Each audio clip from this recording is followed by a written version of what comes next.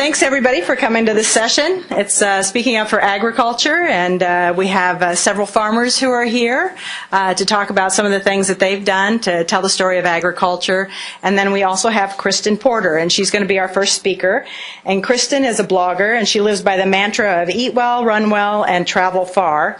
She's been chronicling her life doing all of those things since 2009, and her blog is called Iowa Girl Eats. She has a loyal following, especially here in the Midwest, but nationwide. So a lot of people are paying attention to the things that Kristin says, and we're excited about that because she is involved in a program called Join My Journey. It's the Iowa Food and Family Project that's being run and coordinated through the Iowa Soybean Association, and the Iowa Beef Industry Council has helped out in some of the work that they've been doing. So since Kristin sort of represents that consumer portion, and those folks who don't know much about the farm, because Kristin did not have any knowledge about agriculture before she started this particular project. I thought she would be a good person to set the table, to kind of lay down the plate, so to say, and say, here's what we're looking at, and here's what we've got going. I'll introduce the other speakers as we get to each of them.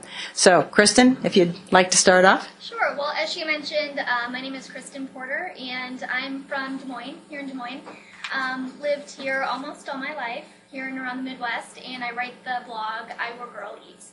And Iowa Girl Eats, sorry, can you hear me better? Okay. Iowa Girl Eats is a food blog, so 3 times a week I post to the blog family-friendly seasonal recipes. I also write a little bit about travel and family life. And up until a couple years ago, despite growing up in Des Moines and around the Midwest, I had never been on a farm. And I think it's pretty crazy. I drove by farm fields and barns and, farming operations almost every day, but had never stepped foot on a farm. And had very little knowledge about what happened there. I'd seen farmers on the side of the road, but didn't really know what was going on farms. And then 2 years ago, the Iowa Food and Family Project got in touch with me, and it was perfect timing. They had this new project called Join My Journey, which was a blog that lived on their website. And what they wanted me to do was travel across the state and visit different farms, meet farmers, hear their stories, and then blog about them on the Iowa Food and Family Project, their blog called Join My Journey. And up here you'll see some pictures from my travels and interactions and meetings with farmers. And what happened was pretty cool. I had no idea what to expect. I didn't know how open farmers would be, what they wanted me to know, what they wanted me to share.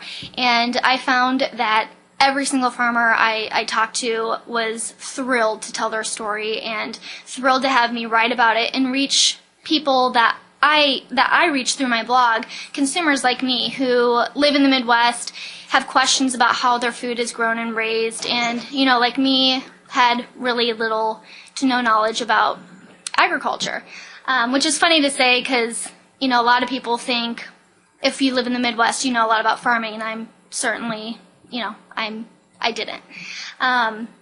So for the past couple of years, I've been visiting farms, talking with farmers, and doing some really cool stuff. I've gotten to milk a cow and see an egg distribution operation. So I got to see chickens laying eggs and how they were packaged.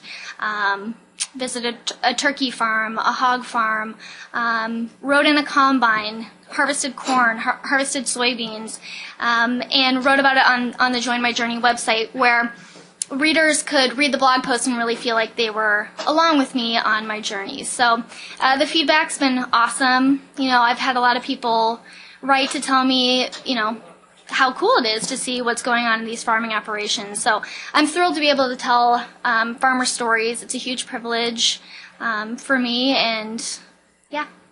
You can go to iowafooandfamilyproject.com/journey to read all the blog posts. I'm going to have you ask questions later, but first I'd like each person to kind of tell a little bit about their story. So we're next going to go to Justin and Corinne Rao, and they are one of the farms where Kristin has actually been there at least twice. I think she brought, the second time out, she brought another couple and her husband, and they came out for dinner one night. So Justin and Corinne, they live on a family farm near Dallas Center with their children, Charlie and Anna, and Justin is the fifth generation of his family that's farming on that particular area, and they have a row crop operation, their cow-calf herd, and they run a custom baling business, and Corinne works for John Deere Financial. And not only have they been involved in Join My Journey, this year they also hosted some pasture walks on their farm. So they've been out in a couple of different audience situations, some with just strictly consumers, but sometimes you're talking to other cattle producers, other farmers, other people who are looking for some ideas. So Justin and Corinne, who wants to start? And would you please use the microphone? Because we're recording this, just not to make any more pressure, but yeah. We'll let Corinne start. Okay. Okay. Thank you. Like she said, we farm outside Dallas Center. It's where Justin grew up. I grew up on a dairy farm in eastern Iowa, so don't hold that against me or him for marrying me for that. What? You produce beef. We produce beef. My dad and brother actually still run the farm. They don't milk anything. They buy a lot of Jersey bulls or steer calves and fatten them out. So still cattle, just less labor intensive. We're on his family farm now. I'm pretty sure our 4-year-old son's going to take it over, the way he rides with daddy and wants to do everything farm related and skip preschool to go farm. Yeah, Justin and his brother do the row crops together. We have the cow-calf herd, just around 80 pair, split into spring calving herd, which is all the first calf heifers and all the red cows. Fall calving herd is all the black cows. On the second calf, the black first calvers are transferred to the fall herd. Do a lot of rotational grazing, experimented with some strip grazing in the past over the fall. He does a custom baling business, cover crops as well in the grazing. The pasture walks, we focus a lot on pasture improvements, setting waters, dividing the pastures up, doing a lot of rotational stuff that way. And then his brother runs a feedlot, so once we wean our calves, we can just move them a quarter mile down the road to his brother's place and then see him go through the feedlot there. And then his brother runs a welding business, so everything we break, his brother fixes for us. Did I cover it all? Pretty good job, yeah. That's yep. And I work for John Deere Financial, too. I've been there almost 9 years. So. Justin? You guys have covered it all, I guess. I don't need to. Well, tell us a little bit. I'm going to ask you guys a question. Tell me a little bit about why you agreed to be involved in the Join My Journey project. I think a lot of it is we need to tell our story for agriculture, because if we don't, who's going to? And it's best to hear it from the producers themselves that are actively involved in it every day. We've had Kristin out. She's seen our farm. Last year you saw the picture feeding some of our cows and calf pairs. This summer she came out. We hosted the beef barbecue. I have my coworkers at John Deere, which is a big ag company, that'll come up because they've read about Kristin's blog or what she mentions about us, and one said, "How'd you get in with her? She's like famous, you know." So I told them, I said, well, this is how we got hooked up through the Beef Council. But really it's about telling our story, and we need to get out and do it, and this was just one way that we could get it out there. When Nancy Degner was the one that cornered me and asked me if I'd be willing to host this deal, I was a little hesitant at first. I was almost a little scared to have somebody come on the farm that'd never been there before, and with the questions they might ask. But it was a good thing to do, and we're not trying to hide anything, obviously, but it was just tough for me to get to do that at first. But boy, it's been a good deal, and we really enjoyed telling our story, and it is important. I've come to realize that. So the more of that we can do, the better off we're going to be. Okay, the next farmer I'm going to jump to is Sara Ross. And Sara grew up in a small town in Nebraska, and she was surrounded by family farms, of course, but she never really thought about where her food came from. That was something that she really started to think about more when she met and married a farmer from southwest Iowa. Kevin and Sara live on a family farm, or his family farm, where he is the sixth generation to farm that land, and they are raising 2 young sons there, and they absolutely love being on the farm. So Sara gets a real opportunity to educate the next generation of farmers, but she also gets to educate consumers about what's going on their farm, and she has her own blog as well, and it's called sarashouse.com, and that's with a dash in it. And she also became involved in Common Ground, which is a project being sponsored by the Corn and Soybean Associations. So she has lots of opportunities to travel, to talk about what we're doing here in Iowa agriculture with cattle production, and reach out to many consumers as well. So Sara, tell us a little bit more.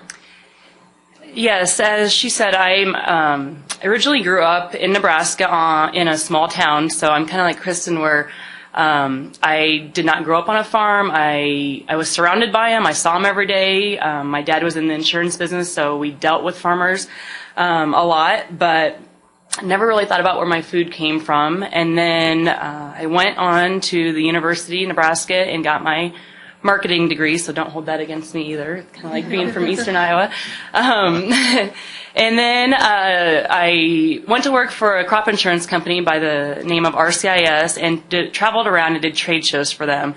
And I was out in California in 2006 and randomly met an Iowa farmer. And a year later, a year and 6 days actually, after that we got married. So for the past 7.5 to 8 years or so, I have been learning a lot about agriculture, a lot about farming. I got my feet wet right away. You can flip the. Kevin kind of jokes that if I wouldn't have helped out, and kind of, like I said, got my feet wet right away, I probably wouldn't have been sticking around there for very long. But I enjoyed it. I liked being out on the farm. We raised corn and soybeans and 2 little boys, and they love being out on the farm. I love watching them experience these things because, like I said, I did not grow up on the farm. So seeing the 4-year-old and a 2-year-old, learning these things and learning where their food comes, where it comes from, it's a joy to see. They get any chance they get, they go out and ride in the combine or the tractor. About 4 years ago, I started a blog. I did not really have any goals with it. I was just kind of deciding or learning about what blogging was all about and thought, heck, why not give it a try? So right away I started sharing family favorite recipes, talking about our family and life on a farm. But it was really mainly for like family and friends who didn't live around us to kind of keep up with our lives and everything. But I knew I wanted to have an egg focus. So about the same time as that, I was contacted by the Iowa Corn Growers Association to see if I wanted to be involved in a grassroots organization that was just starting called Common Ground. And Common Ground began because farmers were hearing their stories told by other people and they weren't always accurate. So since it's usually the females in the families that are buying the groceries, they decided that Common Ground should be a group of farm women who reach out to their urban counterparts and talk to them about what it's like on our family farms, talk to them about agriculture, and help clear up any myths and misconceptions that they may have. So Common Ground has been going strong for over 4 years now. We started in 2010 with just in 5 states with 3 volunteers each, so just 15 volunteers, and we're over 120 volunteers now in at least 20 states. And it is fully funded and backed by National Corn and Soybean Checkoff. And then, so through Common Ground, over the last 4 years, I've had many opportunities to speak to different groups about agriculture. For starters, I do so through my blog, Sarah's House, and also on social media such as Facebook and Twitter and Instagram. But as volunteers, we also get to attend different conferences, events, dinners, and different things like that to promote food choices in agriculture. And we have all types of farmers in our organization. So not only are we speaking out and sharing our stories with others, we are also learning a lot ourselves from other farmers that are involved in the program. Some unique opportunities that I've had the privilege to be a part of is the top left corner is the annual Iowa Corn Growers Food Bloggers Tour that they bring in about 10 pretty well-known food bloggers from around the country every fall and teach them about different parts of Iowa agriculture. The bottom right corner was about a year ago, last October. I had the opportunity to go down to Florida and tape a GMO segment for Lifetime Network's morning talk show called The Balancing Act. And that reaches 400,000 women every morning. And there was 4 of us ladies that did 4 different agriculture segments, and they aired them, I think, 8 times. So that was quite the opportunity. And then my most recent trip, and my favorite so far, has been the top right one. In September, I had the opportunity to go to China to talk to professional women and working mothers over there about GMOs.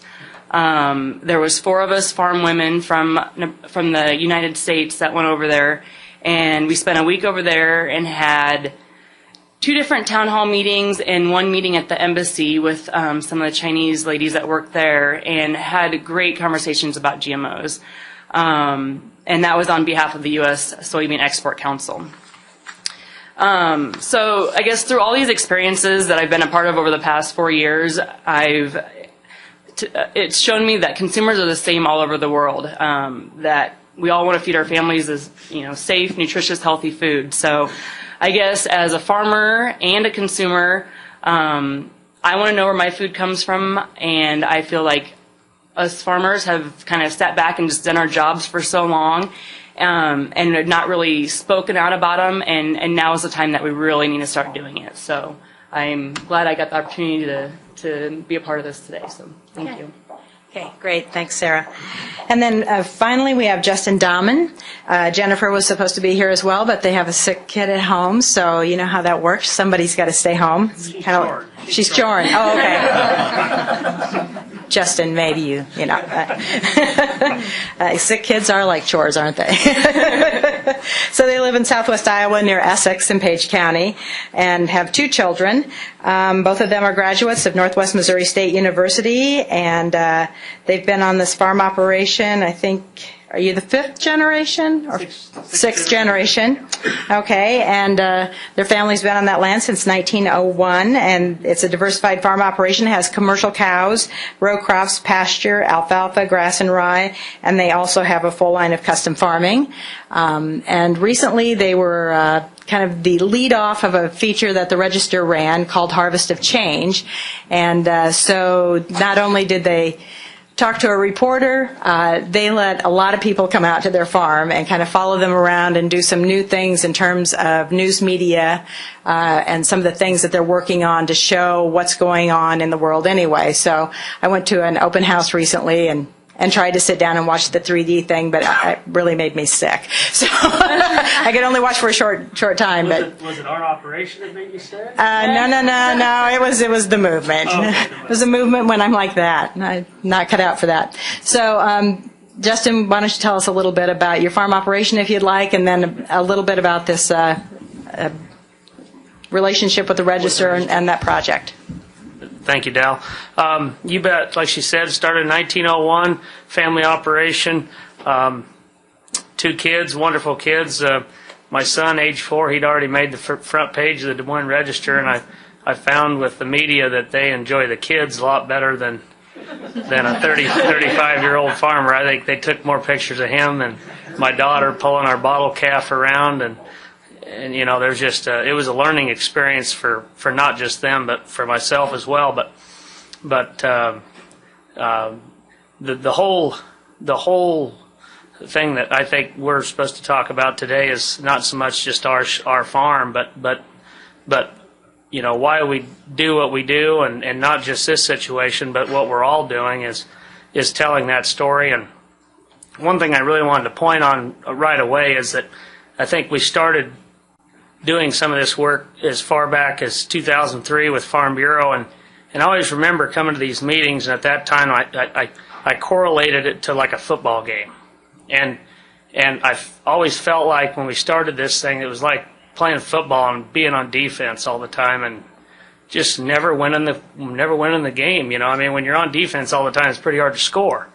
And but I feel like with the blogs and all of us farmers opening our farm gates to the media, that we're starting to feel like we're on offense and that we're winning the game. And that doesn't mean that that we're in the fourth quarter and that it's over, you know, but when you're on offense and you're being proactive, I think that's something that all organizations, all of us are trying to do a better job at, and I really felt like there was some of that here with the Register. I know at times in agriculture we feel like maybe the Register doesn't give us a fair handshake, but what I felt was key was we led with the right foot and told them that, you know, we're going to show you everything. And that's tough. That's very difficult. But when we showed them everything, they gave us a fair handshake, and I felt like they told the full story, not just our farm and not just our family, but the legacy part of our farm operation that means so much to not just ourselves, but to everybody in this room. And one of the key points there was that they were there so long. You know, a lot of times we have these reporters come out to our farms, and this is something I learned here with significance, that they were there all summer. They went to church with us. They ate dinner with us. They didn't just come down. If we all think about how our relations with media happens, a lot of times it's quick. They show up for an hour and they want the whole story. And our industry is just like everything else. You just don't know the whole story with a 1 hour, hi, I'm Justin Domin, we're here with the Register, to know about agriculture. Well, you know, agriculture is life. Agriculture is maybe the biggest industry on the planet, and to really get to understand the economics and the psychology and the legacy and the family and all that, they needed to be down there all summer, and I was glad that they were, because when they left, they knew everything from corn to faith and everything in between. So I felt like that's where we maybe hit it out of the park, that we were able to spend enough time with them so that they really gave agriculture a fair handshake. And so I hope you know, all of us can do more of that in the future. Okay, thanks. I have some questions, but I'm going to let you guys start. If you'd like to ask some questions, ask them, you know, how it is they came to decide that they would talk to the media. Why did they talk to the media? Are there things that they keep off limits? But does anybody have a question to start us off with?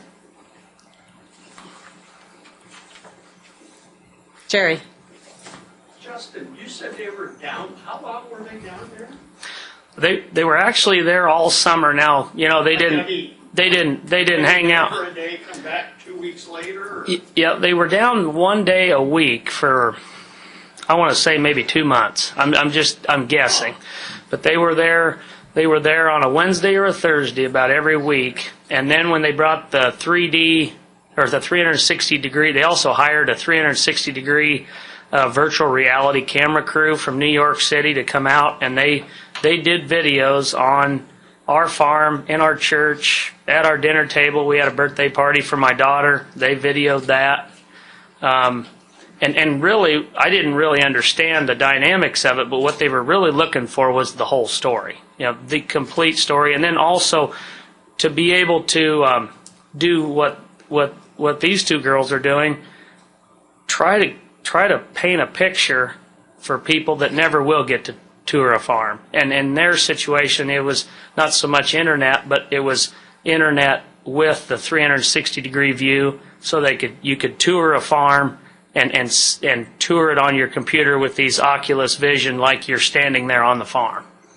Did they do this other places also, or just your farm? They did, I think, 4 or 5 farms. Okay. And that they, now this was the only farm that they did the virtual reality. they did the interviews on all the other farms, but the virtual reality they did there at our farm, and actually they hired a gamer to actually, they took pictures of our farm, and they hired this guy that makes video games, and he designed a game that you can go in and go through the barn and the shop, and then that triggers videos that they took of my brother working in the shop. And so it sounds like I have not been through it all, but it's a very lengthy thing. If you get on, I think if you Google Des Moines Register and our Domin farm's name, Harvest of Change, there is a, even though you don't have the Oculus Rift goggles, you can still view it. But you do need a fairly high-speed computer, it sounded like, because like our tablet would not work, but others have said it does. So. That's the only place we can see it. It's not like I'm not 100% sure, but I do know the amount of funds that they spent. I'm fairly sure it's exclusive to Des Moines Register, and then also with Gannett, because there was some of this that I saw transpire through the USA Today, which is also owned by Gannett, and I think 98 other papers, they said. So I'm not quite sure where all it is, but we've seen it most prevalent, obviously, in the Register, because it was here in the state. But I was going to say, and they have talked about that this is one of the ways they're looking at in sharing news in the future, is to really giving people that 3D look at wherever they are covering the news. So in this particular instance, agriculture got to lead that charge or be the first subject of that, and I think did a very positive stories in all the cases. Most of the farmers that they did talk to had cattle. One was an immigrant farmer, and another was new farmers too, beginning farmers. They'd had some farm background, but they started their own farm operation, and so had a good opportunity to look at different kinds of ag operations around the state. So. Some other questions? Yes? I always think it's the funny things that happen at our farm, and I always think somebody should write a book or make a movie for somebody to read it. It's hilarious. Do you have any funny stories like this? I have a funny story about how it's quite interesting when you bring someone from New York City out to a farm. First of all, they've never been there, but they're going to be there for 4 days straight. And the first day we went out, they had a line item of things that they had come out ahead of time, of course, multiple times, that they wanted this 360-degree crew to see. And one of them was an Iowa pasture at daylight with sunrise with Nichols cattle in the background. Had to say that because Ross is sitting there, but at any rate.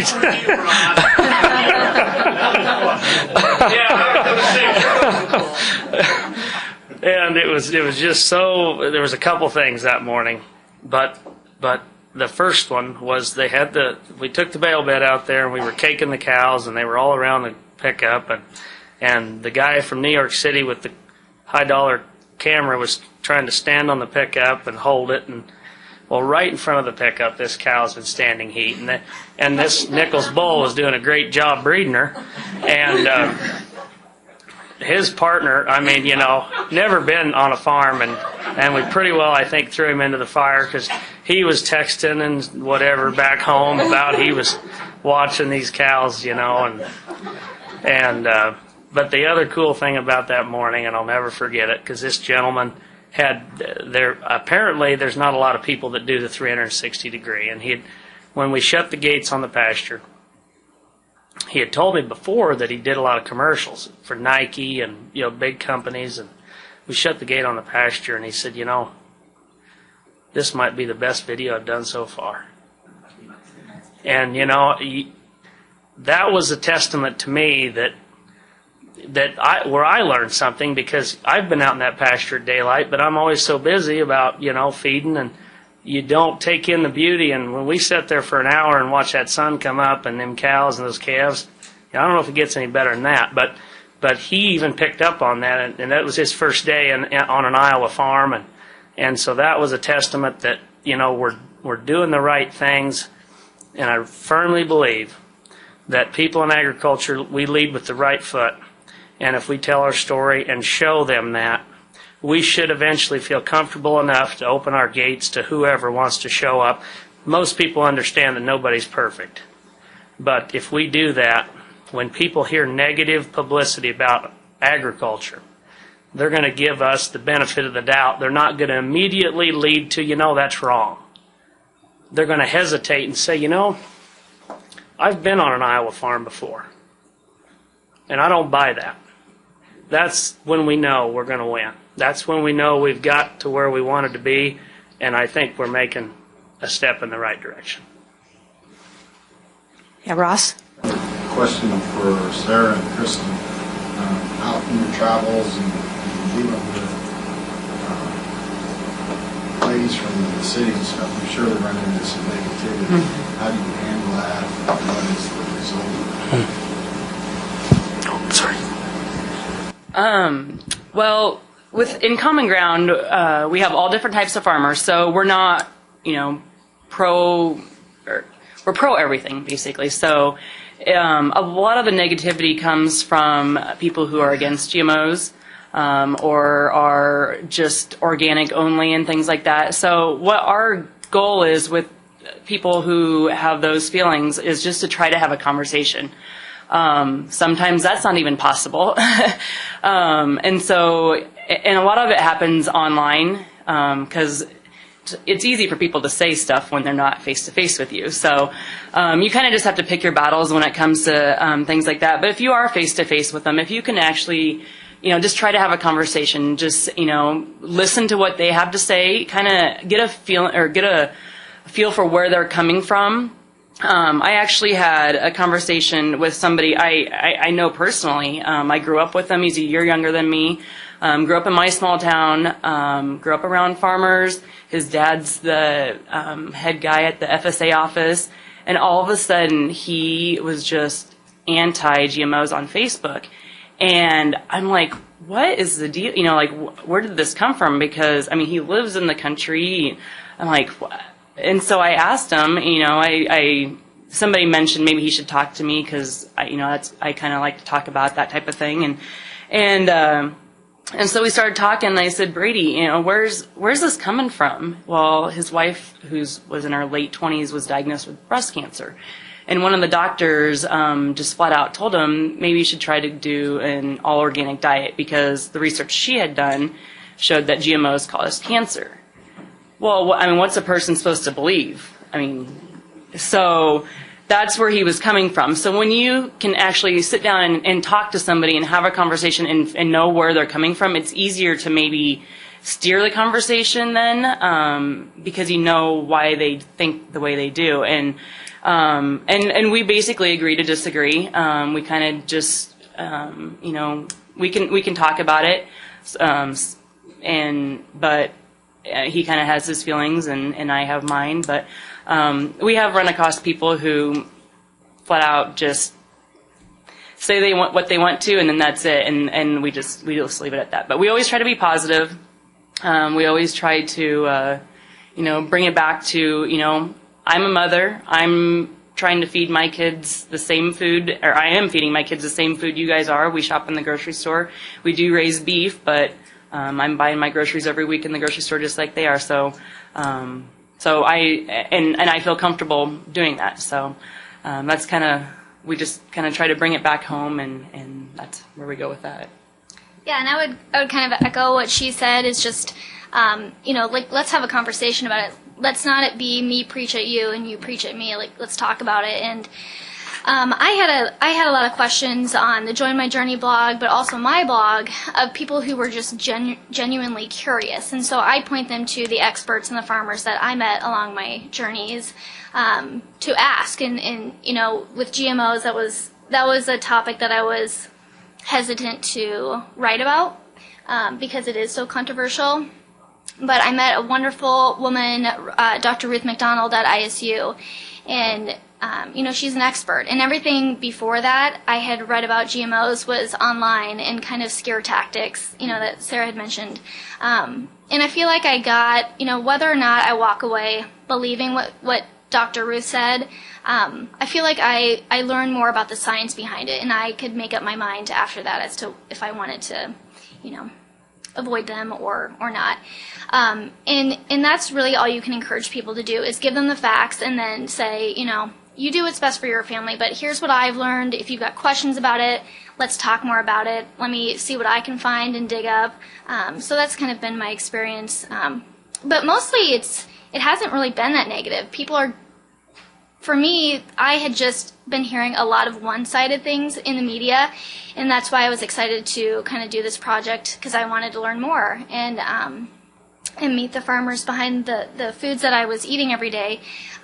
So, a lot of people were just curious and wanted to start the conversation, so I was pleasantly surprised to find that. What is your, I guess a general question for anybody, how do we more effectively get into the public schools, the school children that are being fed, one side of the story by, a teacher that may have some skewed view of GMOs or hormones in beef or, and start to bring that conversation into the schools. I mean, we have Meatless Mondays, and it's not factually based on Meatless Mondays, but that's what, the First Lady wants. And so how do we more effectively get into the schools in more of the ag in the classroom type settings, in your opinion? I have one small thing to say about this. I don't have any children that are school age yet, but my dad is a 5th grade teacher. And for people that come to his classroom and speak, they just contact him and say, hey, this is what I do. I've got some information that I think could be of value to your students. Can I come in and talk to you and possibly talk to your classroom? So it could be as easy as that. Justin and Corinne, do you have some experience with that, or like to? Not the school so much, but I know a friend of ours had some health issues and was concerned about his diet and stuff, and thought cutting out beef would help him. So we called Nancy and said, here's the health problem he had. Send us some literature that we can give him. And so that's what we did there. And when we talked to him and talked through some stuff, but then also gave him the fact-based stuff from the Beef Industry Council, and it opened up his eyes to really how healthy red meat could be for him. I guess we're like Kristin, our kids are young, they're not in school, so it's not something we've really pursued.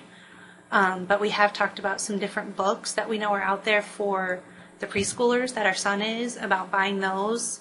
And I've asked his daycare if we could get those in there, so when they have story time, they have some farm, not just beef farming, that's what a lot of the books are, but I said farming in general. And the daycare director was open to having us bring those books in for them. So. Yeah, Nancy. I can comment. Modern groups and all that have worked for years trying to get into the classroom. And it's very, very, very difficult to get an outside group like the industry into the classroom. You are the best door opening in your community school. First of all, because you are a part of that school district, and if you have a child there, you've got the best door open. What I can tell you, though, is that all of your checkoff dollars that you pay, beef, pork, corn, soybeans, eggs, just the whole group of us have formed the Iowa Ag Literacy Foundation. The Iowa Ag Literacy Foundation. We have 3 staff people now that are fully employed with the mission of contacting schools and presenting to teachers and doing everything we can to get the information out about agriculture and food production. And I have to recognize Farm Bureau has a good team of volunteers out there in the classroom. And we ask our beef producers, our cattle producers to connect with them, because many of them already have some really good connections. But it takes local people to make a difference. Okay, Justin. Just be easier to do this. Yeah, thank you very much. One thing I've noticed is, and through Ag in the Classroom, it's been a big help. But she's right in the fact that if you have a student or you know the teacher, it seems to be fairly easy to get into the classroom. And one thing that I've noticed with all of us, we all talk about how farmers are the minority and that that's a problem. But it's also an asset that we have. And I'll tell you why. You know, if we all lived next to Worlds of Fun, that roller coaster would just kind of get boring because we'd probably been on it quite a few times. But we've got so many generations that are disconnected that those kids in those classrooms, they didn't grow up on a farm. They didn't go to Grandpa's farm even anymore. They've never been there. And my experience with the kids that have came to our farm, as soon as all you got to do is get them there. Because once you get them there, all of a sudden, you're their buddy. And when those kids grow up and read something negative in the media, we're back to this whole, benefit of the doubt thing. Because then, they like farmers because we're likable people, we're honest. So I think the challenge there is if you've got a farm, if you've got, bottle calf projects for 4-H. I don't know how many people have called me and said, well, we'd sure like to do a bottle calf project, but we just can't afford that $500 calf. Well, that's fine. I'll just give you one then, and you can feed it. And then whenever you get done, you can bring it back, and we'll just split the profits, and we'll just all be happy. And you do those kind of things, and you got another friend in the industry. You got another, any of those things you can think of, and there's 100 other examples out there, and you guys are doing them, but I just can't stress enough that if we can form those little partnerships, the literacy thing that she's talking about is going to be a home run. I think we're on the offense, but any of those personal things that we all can do with 4-H and in the classroom is a step in the right direction. Thank you. I'm going to ask each of you, when you get that phone call that says, hey, can somebody come and see your farm? Can somebody come and talk to you? Or will you talk to this person on the phone? What are those first hurdles that you have to get over before you agree to participate and go out and talk to folks so you can tell them your story? Justin, you want to start? Sure. Honestly, my first thought is I worry about the questions they're going to ask if I'm going to be smart enough to answer them. And you never know. Somebody will you'll try to be prepared, and they'll throw you some curveball that you never even thought of out of left field, and you just have to be quick on your feet and truthful to answer that. And that's my main hurdle, I guess, that I have problems with. So, Corinne, what are your first thoughts? Mine is, what do you want to see when you come out? What do you want to know about so that we're prepared, some talking points and what we can show them. 2 years ago, a group of my coworkers, they were trying to learn more about all the industries deer touches. So ag, construction, forestry, all that.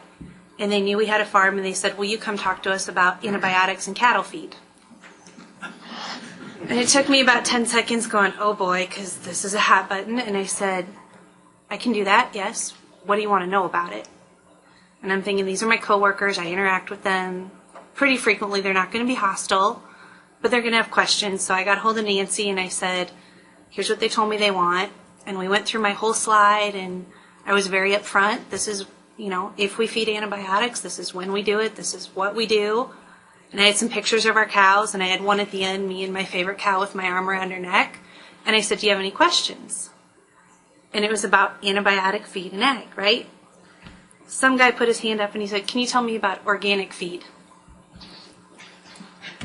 Okay, that wasn't what I was prepared for, but so we talked about that. So I think it's just knowing what your audience is going to be, but be ready for those curveballs when they come out. So then you're not caught as off guard. Next, or Justin? I guess I like to do more of this stuff on the fly, but I have some of those same concerns. I guess at first it used to be I always wanted everything perfect. Well, then I got to realize that I'd never do an interview because it's never perfect, And, everybody has sick cattle, and we all go through droughts. And so I think just coming to terms with all of our farms here that it's not going to be perfect. You need to be prepared, but like they said, you got to be ready for a curveball question, but hopefully you can, we're all positive people, so we can get through those. But the main thing is just, I think, stepping up to the plate and trying to decide where you can help this proactive approach, whether it's interviews or going to the school and saying, I can do that. I can be a part of that and overcoming some of those fears. So. And something I kind of feel the same way, but I know, and I've done interviews over the phone, in person, radio, TV. I mean, we've done it all, it seems like. And basically what you need to do is talk about what you know. If you do not know the answer to whatever they're asking, if they throw you a curveball and you don't know the answer, or you just have to be comfortable enough saying, I don't know. But I can find out from somebody who does know, because I know a lot of farmers and people in agriculture, and I know somebody who does, and I can either get the answer from them or I can put you in touch with them. And I do that a lot because, especially through Common Ground, there are all types of farmers from across the country. If somebody asks me a dairy question or something about hogs, I don't know. First of all, I didn't grow up on a farm. The little bit I do know is from these ladies, so I can discuss general things, but if they are asking me detailed things, I'll just say I don't know. But my friend Kristin, she does know. So that's you got to just be comfortable talking about what you do know, and don't be afraid to say, I'll get you the correct information. Let's say, Kristin, do you have? You met with several farmers, and so what were some of? You could probably sense what some of their hesitations were as you went out to their different farms, and tell me a little bit about just how you can maybe sense that and what your reaction is to that. Well, I think people always ask me, what were you surprised about on your journey? But I think they want me to say, oh, I was surprised to learn that this happens to cows or this happens to pigs. But the thing that I was most surprised about was how open everybody was, and I don't think I threw too many curveballs out there, but every farmer I met with was so willing to share what they did. Especially, they were so proud of what they did, and oftentimes these farmers had families who've been farming for generations. We visited a couple century farms, and just being willing to talk and answer questions and send follow-up information. That was really neat. So when you came back out to the Rows and you brought your husband and another couple after that event, what kinds of comments or remarks did they make, questions that they wish they had asked, or what kinds of how were they influenced by that event? Yeah, well, it was interesting. The couple that we brought out, the husband was from England, and apparently they don't eat a lot of beef in the part of England where he grew up. So he just had a lot of questions, very basic general questions about cattle operations. So I think knowing too that not everybody is out to dig deep and get those explosive answers. I think a lot of people are just genuinely curious about what happens on a farm, and that's where I was 2 years ago. I just didn't know. Which sounds really ignorant since I grew up around farms, but I just didn't know. So I think being ready for the curveballs, especially with the media for sure, but with everyday consumers, I don't think a lot of people are digging to or want to make you uncomfortable. A lot of people just want to know the background, general information. Okay, is there any other questions? All right. Aaron, I don't know if you want to talk about Food and Family Project, next places it's going, or... This is Aaron Putsey. He's with the Iowa Soybean Association. Well, first of all, I would just like to join Nancy and Al in giving these panelists a big round of applause.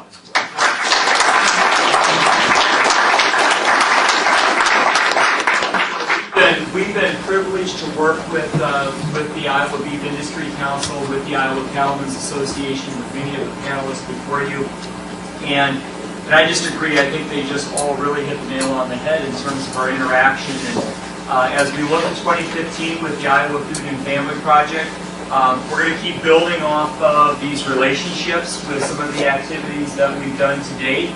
I'm very pleased to announce that we have a new Iowa Food and Family Project coordinator. We'll be doing a lot of the everyday on-the-ground work, and that's Lindsay Foss, who's with us here this morning. It's her first day on the job.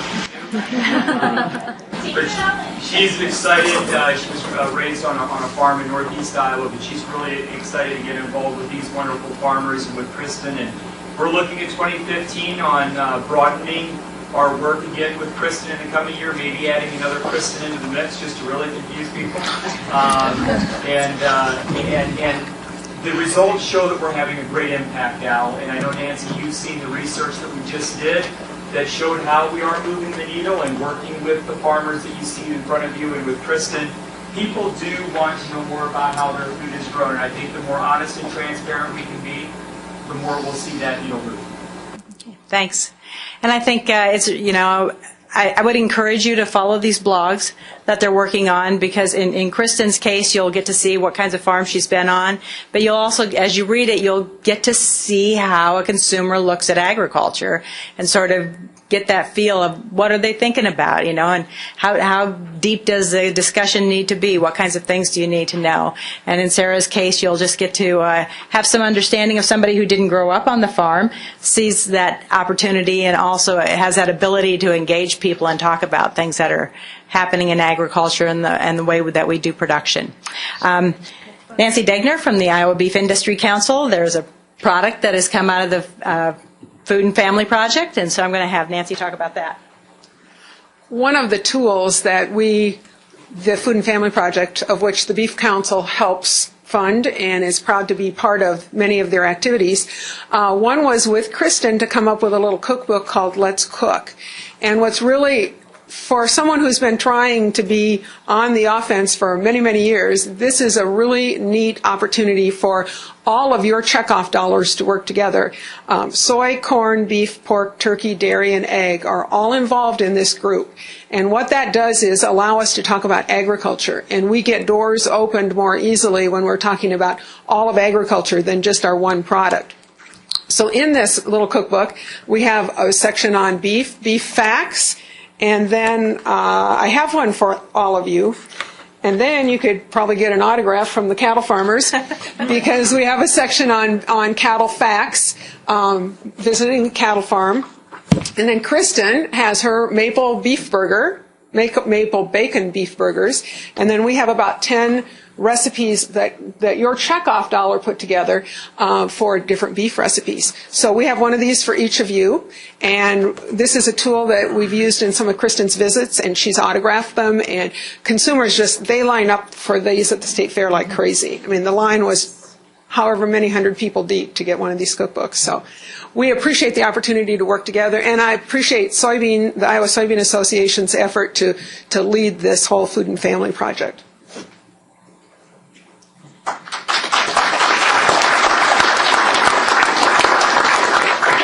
So I hope today you've learned that people can work with media, can do things on social media. The blogs still survive and talk about it. And so when somebody calls you and asks if they can come to your operation or talk to you about farming, that you'll be willing to raise your hand and do that.